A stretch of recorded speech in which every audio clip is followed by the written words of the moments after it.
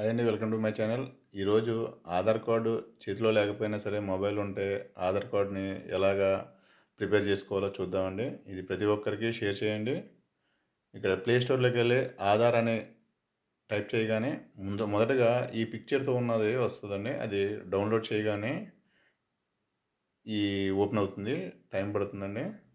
ఈ ఆధార్ కార్డు విషయం ఏంటంటే అండి, ఈ ఆధార్ కార్డు ఉన్న SIM number, SIM card SIM 1లోనే ఉండాలి. ఇదే మొబైల్లో ఉంటేనే మనకి ఇది యాక్సెస్ అవుతుంది అనమాట అండి. అదొకటి గుర్తుపెట్టుకోండి. నెక్స్ట్ వేరే మొబైల్ అయితే అవ్వదన్నమాట అండి. అది మాత్రం చూసుకోండి. ఇది ఓపెన్ చేయగానే మనకి యాక్సెస్ ఓపెన్ అవుతుంది. యాప్ ఓపెన్ అవుతుందండి. ఎలా చేయండి మనకి అన్నిటికి.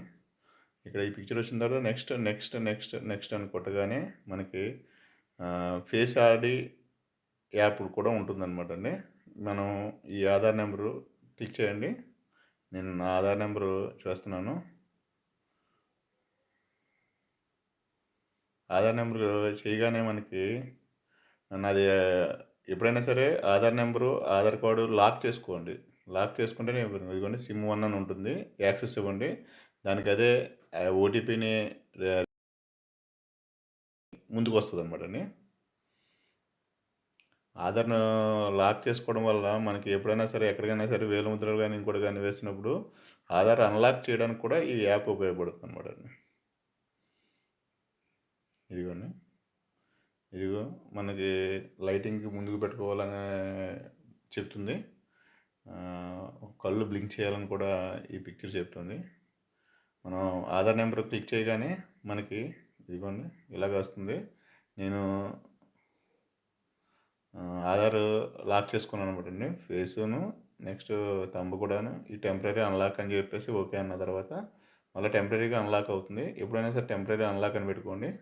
మనకి ఎప్పుడైనా సరే ఏదైనా జరిగినప్పుడు ఇది ఇబ్బంది ఉండదన్నమాట. ఇదిగోండి, ఇది నాది ఆధార్ కార్డు యాక్సెస్ అయింది అనమాట అండి. ఇక్కడ ఒక పిన్ నెంబర్ జనరేట్ చేసుకోవచ్చండి. 6 డిజిట్ పిన్ నెంబరు మీకు అలవాటు ఉన్నది. 6 డిజిట్ పిన్ నెంబర్ ఎంటర్ చేసుకోండి.